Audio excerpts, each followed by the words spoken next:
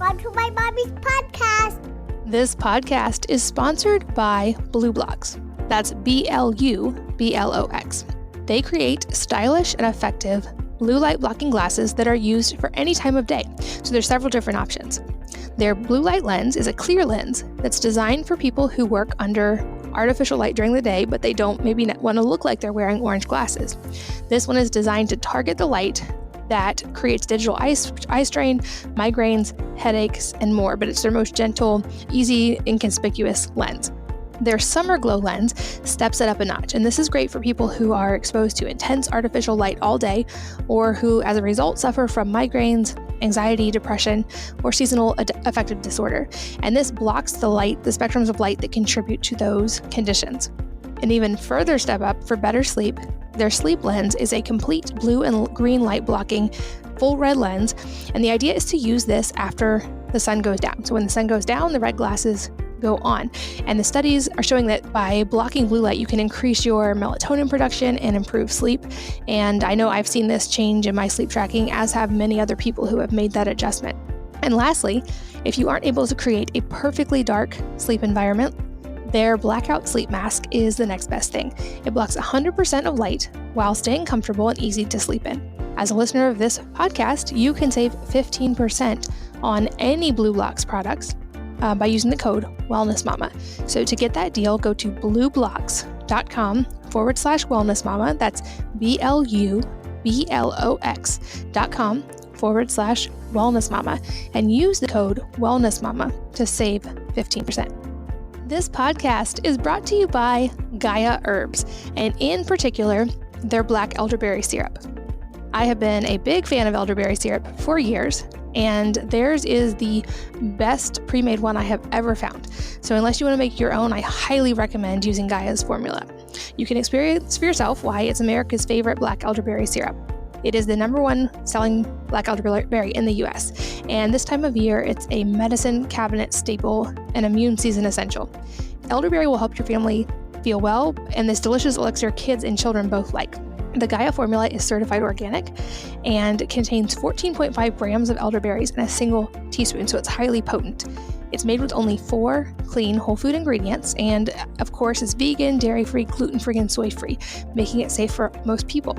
Black elderberry syrup is considered safe for the whole family, and it's formulated to be safe for adults and children 1 year of age and older.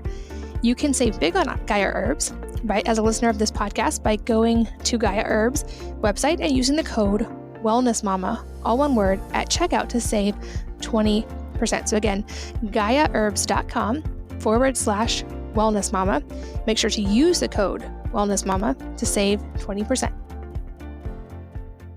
Hello, and welcome to the Wellness Mama podcast. I'm Katie from wellnessmama.com, and this episode is all about why we need meat and how it can actually be good for the planet as well. It'll be maybe a little bit controversial, but I think you'll really enjoy this one. Anya Fernald, I'm hoping I'm saying her name right, is the co-founder and CEO of Belcampo. Belcampo operates a 27,000-acre organic farmland in California and processes its own livestock for sale in its own butcher shops and restaurants. Anya has 2 decades of leadership and entrepreneur experience in high-quality organic and premium foods, and her list of accomplishments is long and impressive. She has been recognized as one of Inc. magazine's 100 female founders, one of the 40 under 40 by Food and Wine. She was named a Nifty 50 by the New York Times and has been profiled in the New Yorker, served as a regular judge on Iron Chef America since 2009, and has a cookbook called Home Cooked, which was released in 2016. And we're going to go really deep on this topic today and talk about how the human body needs meat and how it can regenerate our planet when it's grown and cared for properly. So let's jump into this episode. Anya, welcome. Thanks for being here. Hey, thank you for having me. I'm so excited to chat with you today because I think you have such an amazing and unique set of knowledge around a topic that is increasingly important right now. And that is the role of meat in both animal wellness, environmental wellness, and human wellness. And I know we can go deep on so many areas related to this, but to start, I want to give people just a broad level of just how important this is and how animal wellness and human wellness are so connected. I think about it as, these are animals that we share, 99% of our DNA with, right? So on a genetic level, we're very aligned. So it's intuitive to me that any kind of environmental impacts that make animals gain weight extremely rapidly that then we eat, we'd want to be extra cautious about, right? The way that animals are raised right now is effectively an obesogenic environment. So they're put in a place where they're under stress, they're fed a maladaptive diet that causes them to be inflamed and gain weight really quickly. And it's actually basically an extreme inflammatory and heightened cortisol response.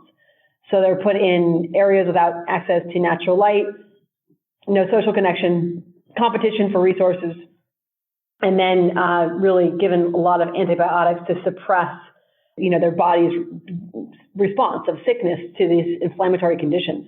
And that actually creates obesity. So, chicken growing in that environment can reach the optimal weight of 2.5 pounds in just over 2 weeks, compared to in a natural environment like at our farm, and that's at 8 to 10 weeks, right? So weight gain at 4 times the speed. So just thinking about the human connection, it's like, well, you share a lot of your DNA with this animal. You also functionally are the same. It's not like an earthworm where your digestive system is actually quite different.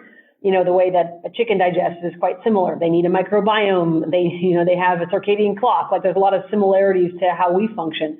I think there's a need for people to be extra attentive to the conditions that the animals are raised in, simply because our whole body and digestive system is aligned with how they function. So for us to be well, it makes sense that we're going to want to eat animals that have been raised in a way that's well and healthy with a normal weight gain and normal functioning in natural environment. That makes perfect sense. And I think that's something pretty much everybody across the board can agree on. I think it's really important in the nutrition world because it can get so controversial and so polarizing. People tend to focus on the little things we disagree on, but I think most people would agree that we should treat animals well and in line with their natural biology, whether we eat meat or we don't. I think that's a really important point. And I don't think, anybody's in favor of treating animals poorly or a lot of the feedlot situations, but I think also people maybe don't realize just how drastically the way that we raise animals has changed, even only in the last few decades, from what I understand. Is that right? Like, have we really changed our food supply so quickly? Radically. And Katie, if it doesn't say something very specific on it about how it's raised, or have the actual name of a farm that you can Google and is the name of a farm, not just like a packing house or a facility that cuts up meat and wraps it, that's called a farm, right? Unless it's really very different and costs more and has a lot of different claims on it, it is absolutely commodity meat that's raised in a feedlot. That's the biggest takeaway. You're right. People understand intuitively animal wellness and human wellness are connected. That makes sense, right? That's just like a no-brainer. Not only for putting it in your body, but also people living near animal confinement feeding operations have heightened risk of low birth weight, higher miscarriage rate, higher endocrine-related disorders, including cancers, right? So it's a no-brainer. Animal wellness, human wellness, connected. But then people say, oh, I buy from a really good grocery store. Well, that means nothing, right? I go to a restaurant, like I only eat meat at expensive restaurants. Also means nothing. So you have to be extremely activist as a consumer to ensure that you're getting meat that's not the status quo. If it's not stated very clearly, I can guarantee it's not just happening that supermarket or that restaurant is buying better quality meat. It's not. That makes sense. And I have so many follow-up questions we're going to go deep on. But first of all, if people are trying to be conscious consumers here, is there any regulation on these labels? So I think that's a great tip of look and make sure it's a verifiable farm and that you can find out about the practices. But do any of these other labels actually mean anything? So the labels mean something, words mean nothing. So, every word is regulated. For Belcampo too, for my company, anytime we put any word on a package, like keto friendly or free range or anything, I have to write a letter to the government that explains why. But that letter to the government, Tyson has natural on all of their products.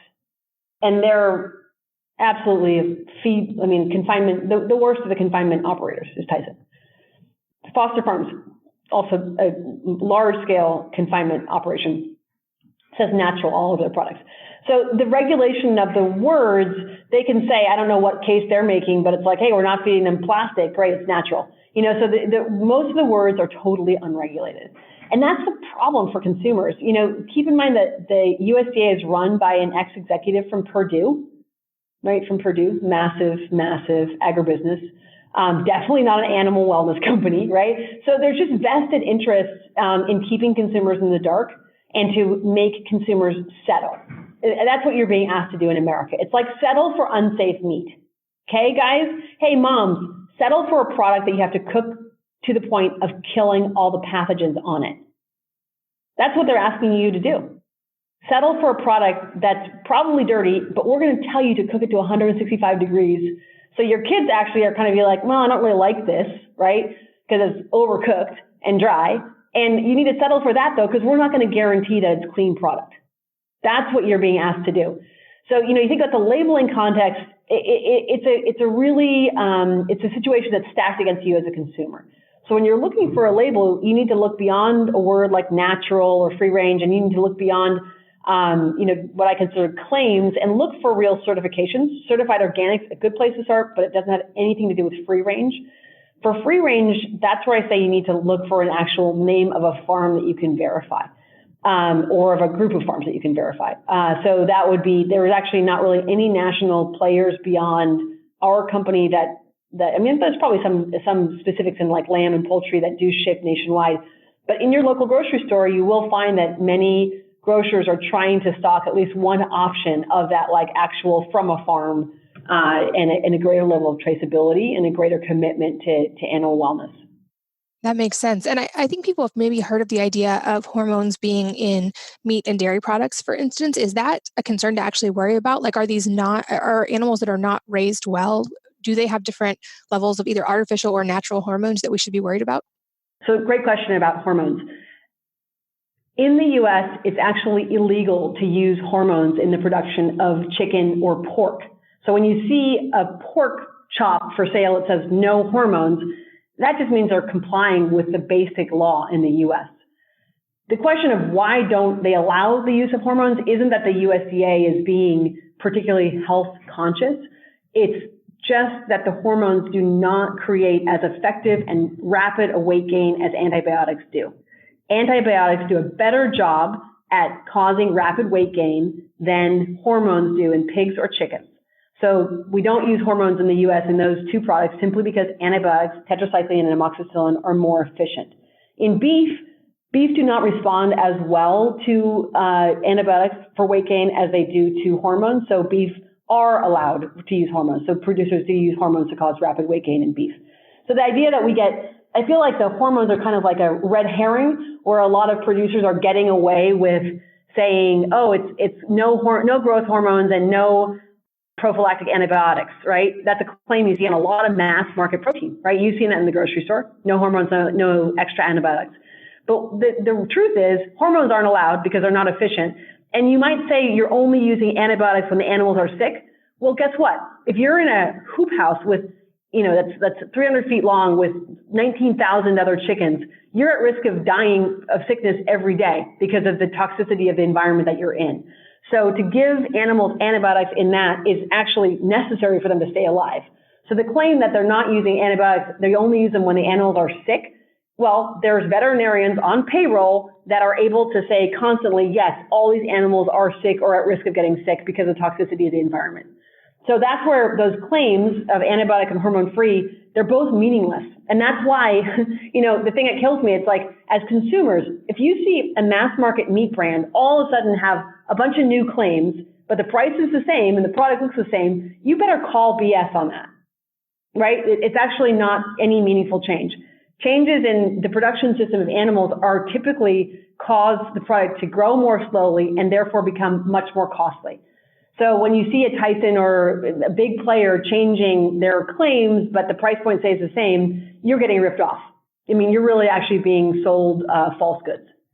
Wow. And I think that's such an important point too you brought up about antibiotics, because it really makes me wonder. I know we've seen all these news stories about overuse of antibiotics in humans and how this is leading to superbugs and antibiotic resistant bugs. And then you mentioned that these antibiotics help animals gain weight. So is there any concern with this transferring to humans? Is this going to cause humans to gain weight and have antibiotic resistance? That's it, Katie. I mean, so the antibiotic resistance is freaky, right? Because, I mean, you can die of staph, right? These are serious illnesses. And now people are getting the heaviest used antibiotics for pretty minor sicknesses because antibiotics are so prevalent in animal agriculture, and then they get into the water. I mean, they find tetracycline in the drinking water 3 to 5 miles away from CAFOs in the drinking water, right? Because there's so much antibiotics used in those animal farms. Now, for your own uses, and this is definitely, I'm not a nutrition expert but I know from animal agriculture that antibiotics increase weight gain by a factor of 2 at least. And this has been shown in humans as well in some very interesting studies that were done in the military right after World War II. A bunch of studies that showed that just regular prescription of amoxicillin and tetracycline in low doses made young men gain weight much more quickly. So it's got the same effect on humans. And it has something to do, what I've heard from people who know more than me, but I encourage you to do your own research on this. It has something to do with suppressing your microbiome. So effectively, you become less efficient at digesting your food, right? So you're without a complex microbiome, which gets suppressed by your antibiotics. You actually convert your food into adipose tissue more quickly. So you gain more fat and more weight. So that's the short story, but it's absolutely got a similar effect on humans, right? I mean, it's been shown in humans in the 1940s in those studies. As a mom, I'd say if you can avoid antibiotics for your kids, absolutely do, because it's definitely connected to human weight gain, and it also has a 3-month tail. So even a regular, like you got a sinus infection, you get a dose of whatever little thing they give you, that 6-day package, that's got a 3-month tail on your microbiome in terms of how long your system, the minimum amount of time your system is going to be suppressed through the antibiotic course. That makes sense. And okay, so there's 2 things I want to make sure that we cover. We're going to get to the environmental side of this. So if you guys are interested in that, definitely keep listening. But first, I want to talk about the role of meat in human health, because I think a lot of people realizing all these problems with feedlots and realizing how horribly animals are treated, understandably think, okay, well, maybe I should just not eat meat, and then that's going to be better for me. But I think in doing that, we absolutely throw the baby out with the bathwater. So let's talk about the role of meat and why it is so important, especially for a lot of the listeners who are moms, who are pregnant or nursing or have small children. Yeah, I mean, there's amazing data about this. The number one thing as for me as a mom that just blew my mind was that a mother's access to animal protein, to high quality animal protein, is a higher indicator of her child's IQ than the country that she lives in economic index. Okay, so I'm going to re-say that because it's stunning. This is out of UC Santa Barbara. So a mother's access to a DHA and omega-3 rich, high quality animal proteins is a greater indicator of her child's performance on standardized tests than the country that they live in, like Sweden versus Ethiopia. Is that crazy? Right? So to think of like what's the importance for your health, the things that were stunning to me are just around, for women, if you are a vegetarian from age early puberty, from 12 till when you have children in your 30s, you will actually pass essential amino acids that you can only get from meats onto your fetus. Your body has evolved to hold on to those from early childhood for eventual childbearing. So, I mean, those 2 facts to me. Also, it was amazing. I mean, on the motherhood thing, I'll send you this study. It's incredible, or I can give it to you to link for your listeners, again, from this one gentleman at UC Santa Barbara, who showed, again, major intelligence correlation with young children and the quality of their mother's breast milk with being high in omega-3s and DHAs. So these are really impressive, amazing, data that connects. It's primarily around essential aspects of animal proteins that then contribute to brain growth and brain health. And that's really for you as a mom, right? And for us as mothers thinking about how do we facilitate healthy, happy, balanced, smart kids. And animal protein appears to be a really crucial part of that. And really the essential aminos and fatty acids from animal proteins. That's like data is locked down on that subject, that you're going to be doing a disfavor to your child by being a vegan or vegetarian around your childbearing years. In terms of your own nutrition, I mean, for me, it's just kind of basic that animal protein is extremely healthy. It's very nutrient dense, and it gives you a wide range of essential amino acids. And that's kind of all I can say on it. You know, it's also demonstrated that there's animal protein that's good for you and animal protein that's not so good for you. And the better and slower the animals are growing, and by slower, I mean just like the natural rate of growth of muscle mass, the healthier that muscle mass is going to be for you as a consumer. I'm not a nutritionist. I'm an active, avid, cook and mom and all those good things. So I encourage you to do research on this with people who know more than me. We were discussing Chris Kresser as a great resource on this as well. But animal protein is a really high quality, excellent source of lots of different nutrition for you.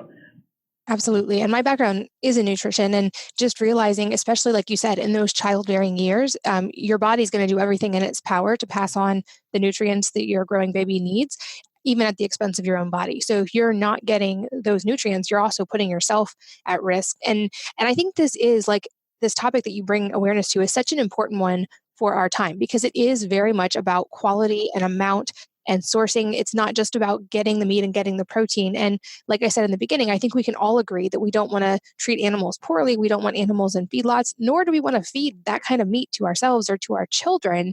But realizing there is a biological need for these amino acids, and it's extremely difficult, maybe nearly impossible, but extremely difficult to get enough of those proteins during pregnancy and during nursing and as a developing child. And you have to be extremely, extremely careful if you're even trying to do that. Whereas it's so much easier if you can just find high quality meat.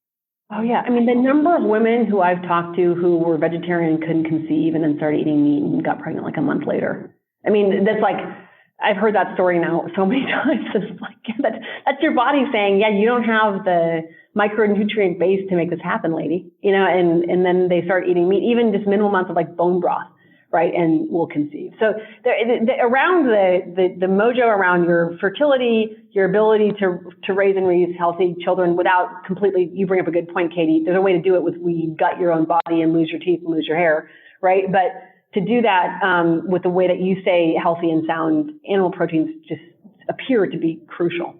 And another piece too I want to call out, it's not just protein, period, right? Something I learned recently, which is just amazing to me, is your ability to extract glutathione, which is, the body's master amino acid. You probably know a lot more about this than me, Katie, but glutathione is super crucial for wellness and health, and it's essential, and it's one of the reasons we eat meat, right?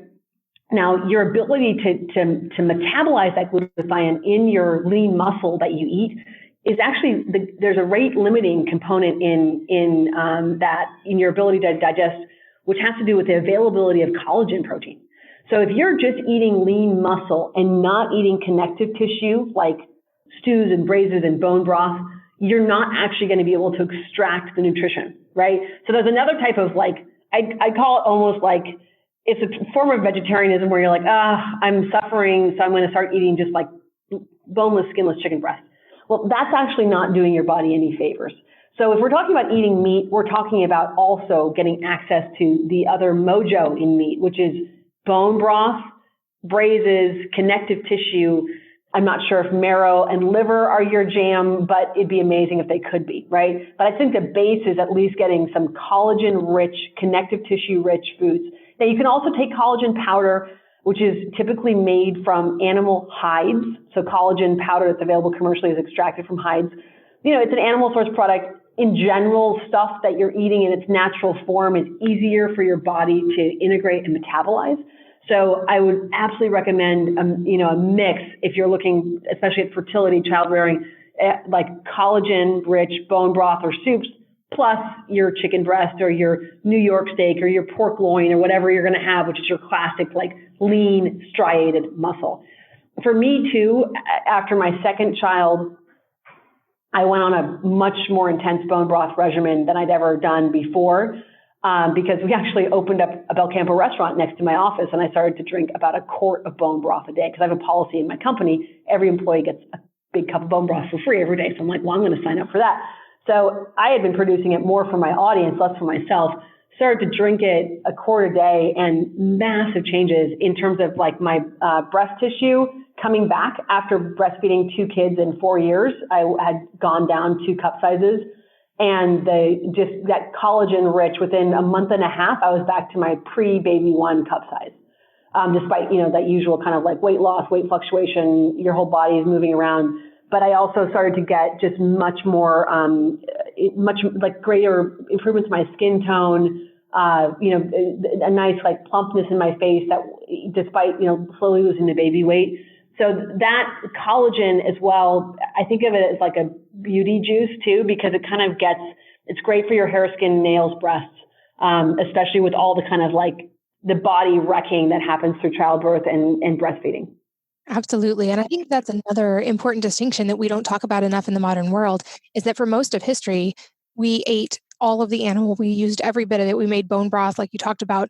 And that's something that's changed. We didn't, for most of history, eat just ground beef and chicken breast. I love the book Deep Nutrition. She really talks about this and just how important getting that variety and especially those different types of amino acids that are in broth are to balancing out the muscle meat. And I think that is, you're right, another piece that people really, really miss.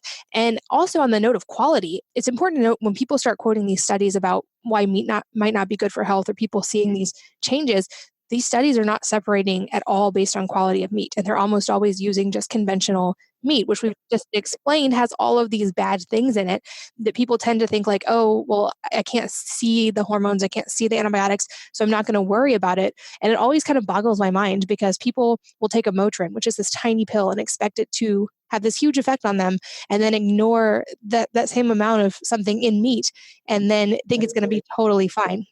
And so I think that quality is the missing key when it comes to that. To shift gears a little bit, though, I think it's really important that we get into the environmental side as well, because I'm sure you're even more aware than I am, all the press and publicity lately blaming meat practices for climate change and for a lot of things going on in the world and saying that raising animals for food is really bad for the climate and bad for the environment. And I personally take a much different view, knowing the little bit I know about regenerative agriculture and the role of animals in permaculture and in our entire ecosystem. But I know you can speak to this much more from a firsthand perspective and from a place of knowledge. So let's talk about the role of raising animals in environmental stewardship. So the data that companies like Impossible Foods and Beyond Meat are putting out about carbon impact of beef is 100% correct, right? Conventional beef is terrible for the environment. I want to be clear that I'm not contradicting their data at all.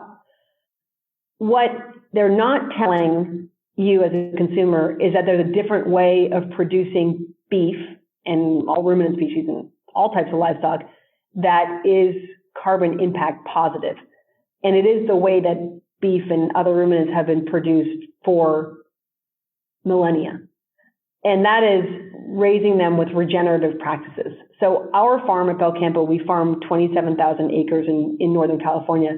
And our farm has been third-party documented as carbon impact positive, which means that our practices actually increase the density of carbon in the soil.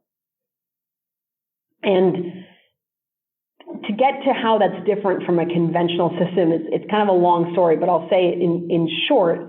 Conventional beef, you're feeding animals crops that you've raised by tilling the soil, so digging it up, planting very nutrient-dense food like corn or wheat, and then using a lot of nitrogen in how it's raised, and harvesting it and tilling it up, bringing it to a cow that's on cement in great density, like, hundreds of animals in these feedlots, and then feeding it to it in confinement, along with a lot of other honest crap like, Skittles, candy, and sawdust, and plastic shavings are all used in conventional cow feed. You can Google that stuff and see about it. So that's the conventional system. They're not on grass, near grass, eating grass for most of their lives.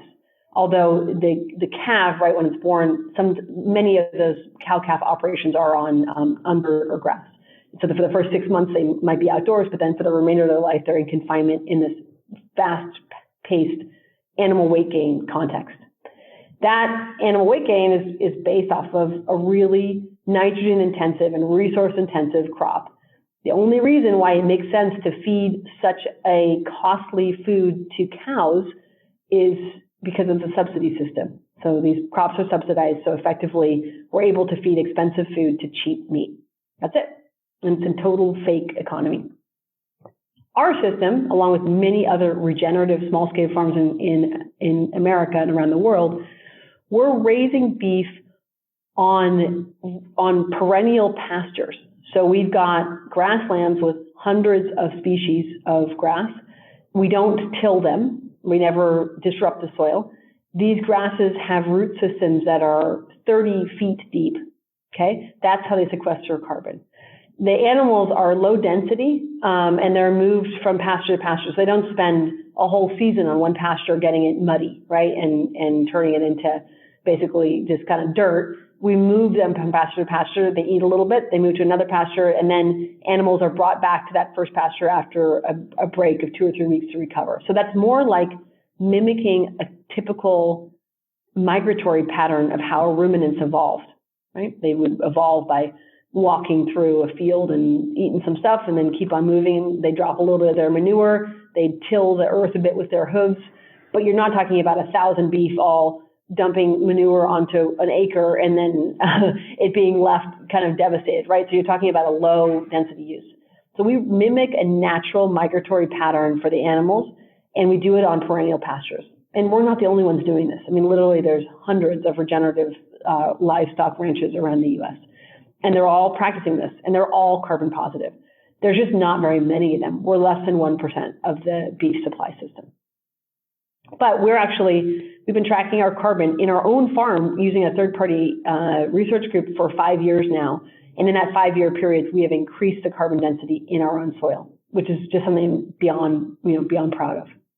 That's amazing. And that has such a long-term environmental positive effect as well. And I think that's another just important correlation for people to understand is just like the quality of the meat matters so much when we're going to consume it, it also really, really matters for the planet. And to compare regenerative agriculture and how beef is raised in that environment with feedlot, it's like you're comparing entirely separate, like they're not even on the same playing field. Katie, it's like saying, oh, for me to get to work is X pounds of carbon. Sometimes I take a helicopter to work and sometimes I walk to work, but it's X carbon. Like that's how it's like conflating two totally different things with totally different impacts, helicopter versus walking. That's the feedlot beef versus conventional versus, the regenerative beef. And it kind of kills me when I see these stats and I see people just bashing, meat, you're killing the environment, and then all those little pictures of the gallons of water. And I'm like, damn, we don't use 1 gallon of water. Like we have rain that fills catchment ponds. I mean, there's some stock water, but it's so minimal. There's actually not even stock water. Usually the animals are just drinking out of puddles or out there in the fields, and streams, right? So it's such a different environment. It kind of drives me crazy, but I'm happy. I'm happy because I see people starting to pay attention.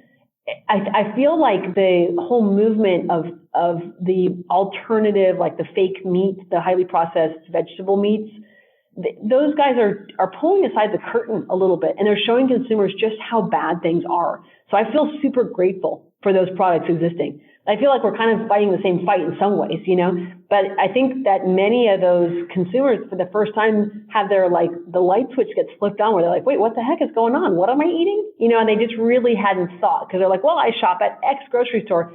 It's not the worst grocery store. So they probably use better stuff, and they don't realize that it's all bad unless it's really expensive and really different, so it's been useful, I think, in the broader education.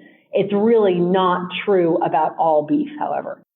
Yeah, such an important distinction. And I'm glad you brought up these alternative meats that have gotten so popular and certainly have been extremely highly funded and publicized, because to me, that brings up two things. You're right. It's shedding light on some really important stuff that we definitely all need to be aware of, and to kind of unite around fixing both for ourselves and for the planet.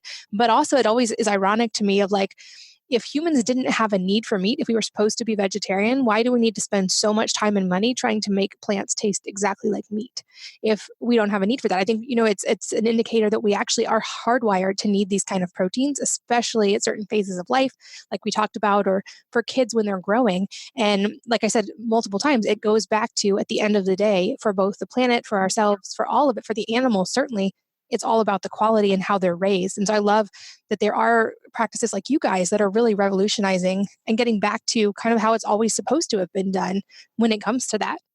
Yeah, that's a great perspective that the Beyond Meats and Impossibles exist because there is that kind of craving.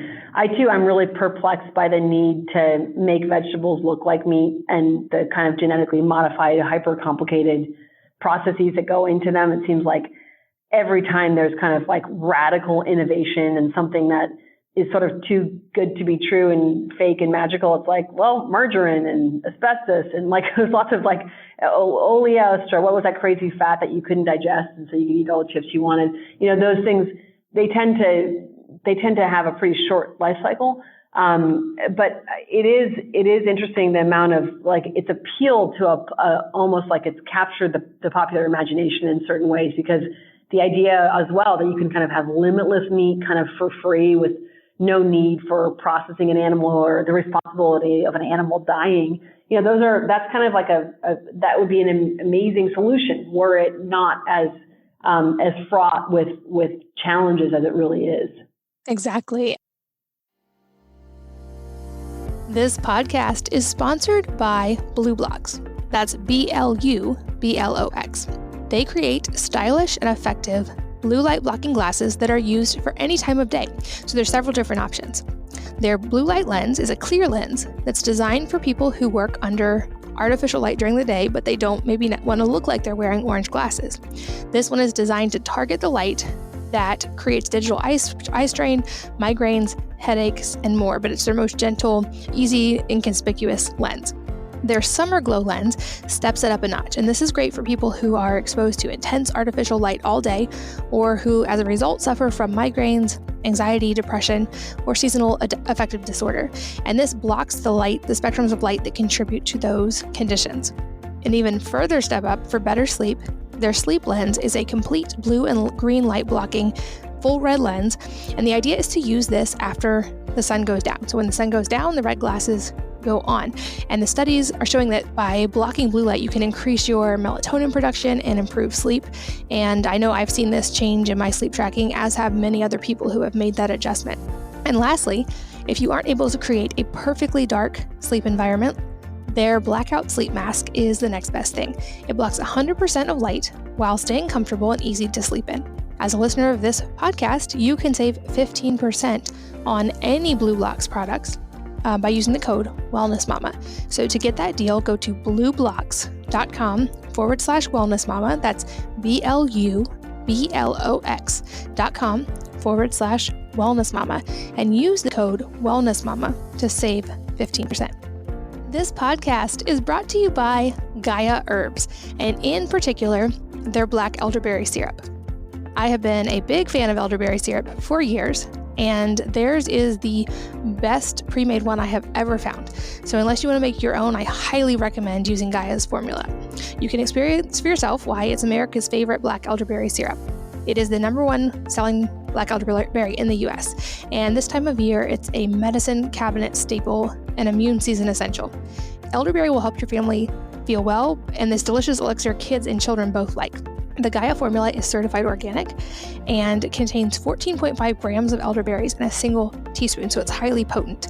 It's made with only 4 clean whole food ingredients, and of course is vegan, dairy-free, gluten-free, and soy-free, making it safe for most people. Black elderberry syrup is considered safe for the whole family, and it's formulated to be safe for adults and children 1 year of age and older. You can save big on Gaia Herbs as a listener of this podcast by going to Gaia Herbs website and using the code WellnessMama, all one word, at checkout to save 20%. So again, GaiaHerbs.com/wellnessmama.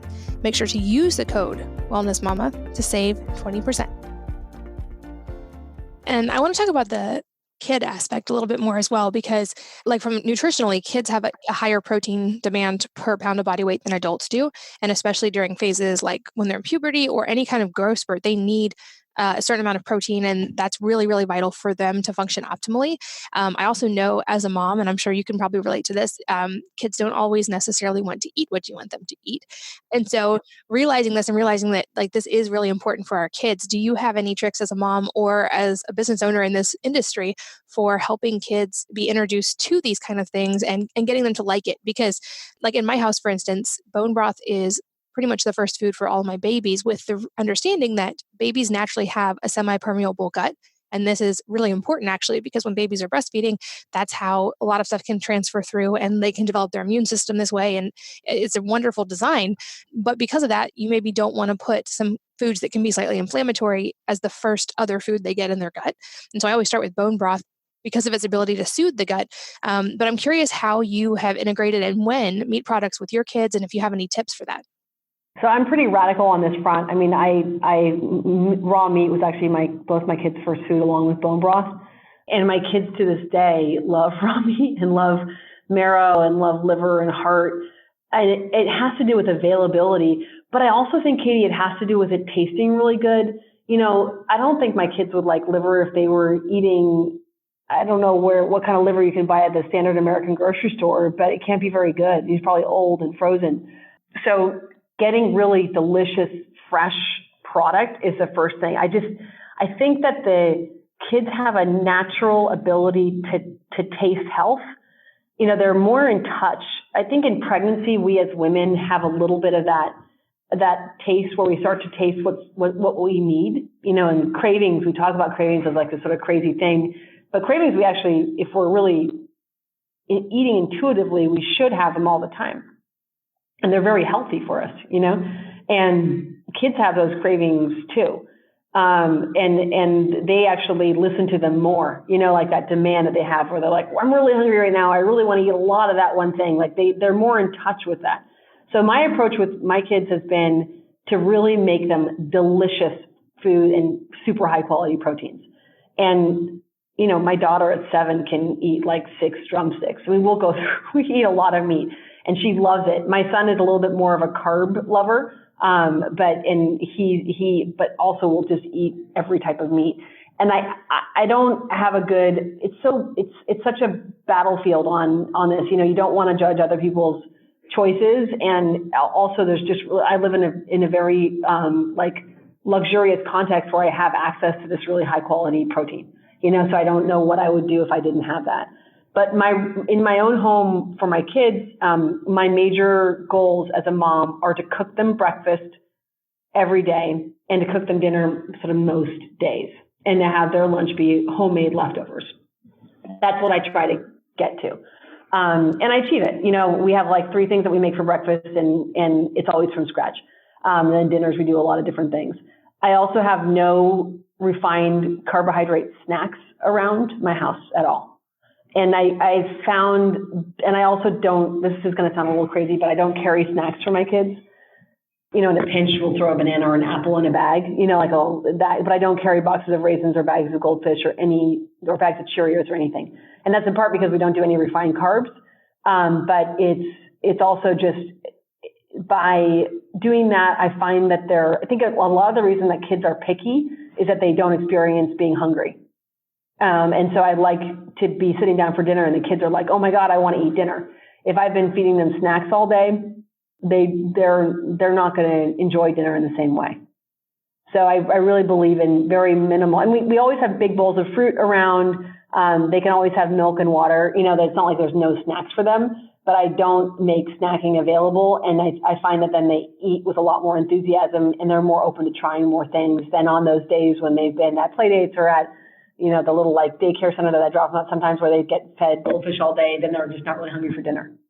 I am 100% in alignment with you on that. I think I've always said hunger is an incredible teacher. And I think you're right. Kids are much more likely to try new foods when they have natural hunger. And it's great for kids to experience hunger and to learn to eat when they're hungry. We're the same way. We don't have refined carbs or sugar in our house because there's no biological need for those. I mean, carbohydrates, certainly, eat some fruit, eat some sweet potatoes, but we don't have a need for refined food at all or for refined sugar at all. So I know that sounds extreme to a lot of people, but like you, I'm not the mom who's like uber controlling my kids' diets when they're not in my house. If they go to a friend's house and they want to make a choice, it's 100% their choice to make. But in our house where I'm responsible for the food, I'm going to have really high quality, nutrient dense food, and that's what I'm going to feed them. And I think that's an important metric that you don't have to take.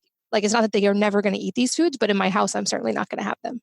I also find too, when we do make cookies, I'm like, eat all you want. Like I never want to have there be guidelines around things that like have there always, it's like when there's only cookies like once a month, or twice a month, maybe we'll make them with coconut sugar and really good chocolate and they're like so delicious.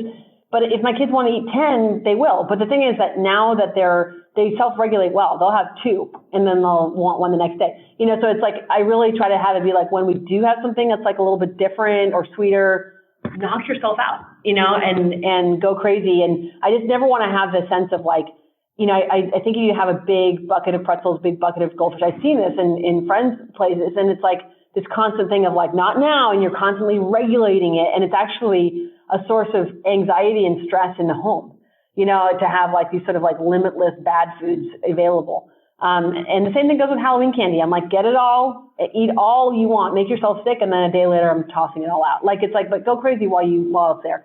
So I don't want to have to be the food police. I want to teach my kids a natural appetite.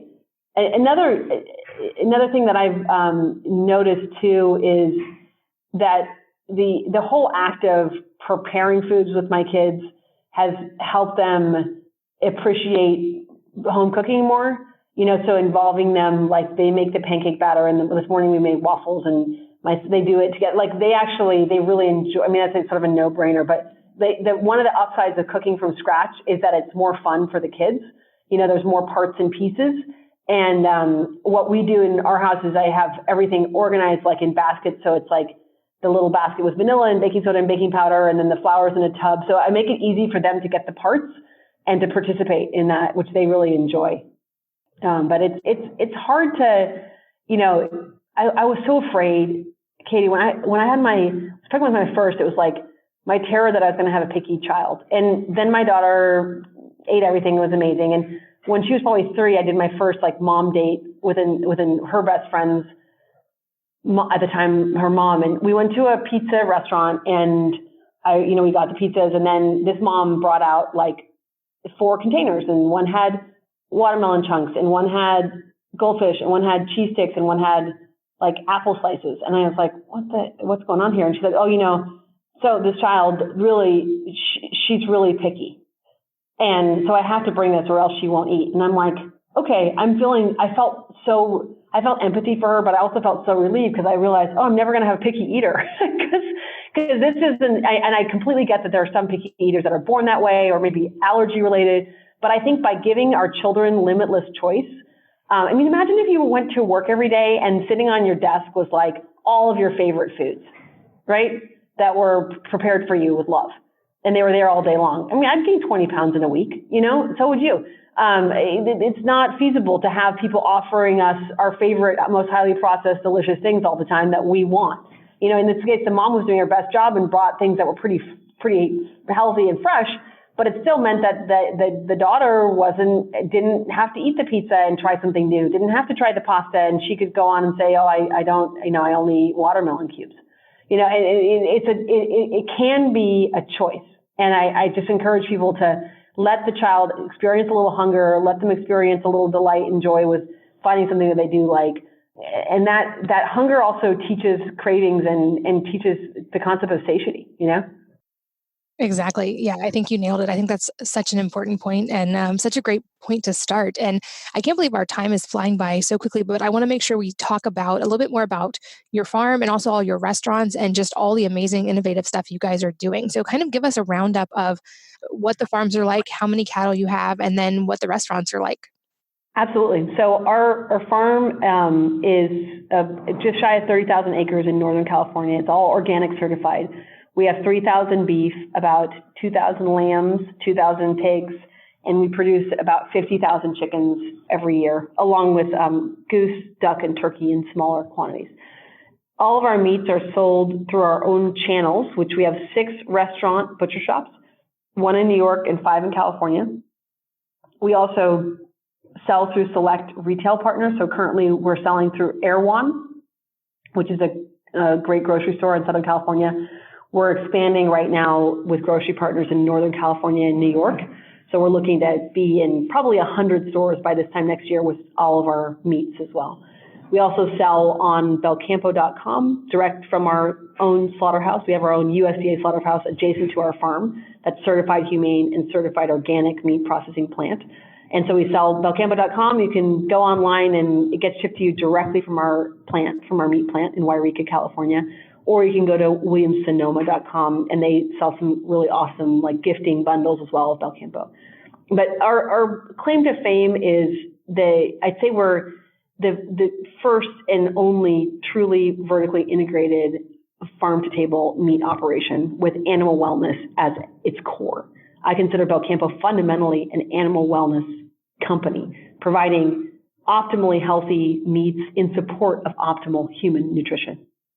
And really, the why of it and all this complexity, man, we've built something insanely complex that's also fun. Like this Christmas, I'm launching a line of animal fat-based moisturizer and beard balm and things that are just like I actually developed this line when I was pregnant with my second and got kind of freaked out by the creams and things that I use and started to make my own using animal fat, and now we're selling them. But so we can do neat little line extensions like that because of having the whole animal. But we started from a ranch in 2012, and the idea was like, great, how do we get this product to the consumer in a way that honors it through the whole supply chain? And you can't ship it to a massive consolidated slaughterhouse, where thousands of animals are killed in an hour. There's no traceability. There's the animal handling processes are inhumane. So that was, okay, let's build a slaughterhouse. And then how do we get it into retail? And it's build a restaurant. So let's give people a completely owned supply chain so they can have absolute comfort in the quality of this product. And it's been so cool too. We're Best Burger in LA from LA Magazine, Best in SF from SF Magazine. We've been winning on taste for years. Again, that's sort of been the neat upside. We started this around wellness and doing the right thing. And then, wow, you do the right thing for the environment, for people, for animals, and it tastes a heck of a lot better. So that was a nice kind of positive upside of it, that our meat is consistently renowned for just tasting really awesome. I can vouch for that. I've been to the LA restaurant and the burger is amazing. So is the steak. Definitely want to get back and try a lot more things, but I'll make sure that links to all of your websites are in the show notes. So if you guys are in or near any of those places, you can find the restaurants or you can find the website. Yeah, and let's hook you up with a discount code for your audience as well. Amazing. So yeah, you guys check the show notes at wellnessmama.fm for that discount code, and I'll also post it on social media. But yeah, I can definitely vouch for the quality. It's amazing and delicious. And I love that it's run by a female founder and mom who is just really pioneering in this world. I think it's incredible. Selfishly, there's another question I love to ask toward the end of interviews because I'm always looking for new book ideas. And that is if there's a book or number of books that have really impacted your life. If so, what are they and why? First book would be On Food and Cooking by Harold McGee. It's an oldie but goodie, published in the 80s, and it was the first book that really got me thinking about the science of food and the microbiology of nutrition in food. So it's On Food and Cooking by Harold McGee.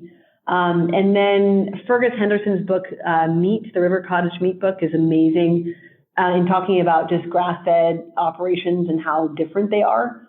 That's a really amazing just introduction to free-range everything. On the other side, there's an incredible book called The Meat Racket, racket like tennis racket, meat racket, and that's about the whole environmental and economic system around how Tyson farms its chickens. And what I learned from that is just how involved the USDA is from a financing perspective with all these farms, and also that these confinement operations are almost exclusively now run by Southeast Asian immigrants who are really locked in to a lose-lose situation from an economic perspective with, in over their heads with debt, owing money to Tyson and only having one client who's also Tyson. So it's amazing to me just thinking about the kind of the bad tentacles of the conventional operations. It just gave me a sense of, wow, this isn't just about animals, this is human wellness and human stability is being threatened by the confinement system. So if anybody wants a real downer, I also recommend the Meat Racket. It's pretty depressing, but it's also just like kind of blew my mind to read about how the system actually works. Love it. I will make sure all of those are linked in the show notes as well. I think this has been such a fun episode and such an important topic. And I love, like I said multiple times, I love that you are providing such quality products and education. I think this is a really important topic, especially for moms and children. And I love that you are leading the way for this. So thank you so much for all your work and for your time and being here today. It all depends on people like you making a different choice. I can offer the different choice, but people have to make the choice. So I'm just really grateful that you're using your platform to support me being able to share my story and what we're trying to do. I love it. Well, thank you again for your time. And thanks to all of you for listening and sharing one of your most valuable resources, your time with us today. We're both so grateful that you did. And I hope that you will join me again on the next episode of the Wellness Mama podcast. If you're enjoying these interviews, would you please take 2 minutes to leave a rating or review on iTunes for me? Doing this helps more people to find the podcast, which means even more moms and families can benefit from the information. I really appreciate your time, and thanks as always for listening.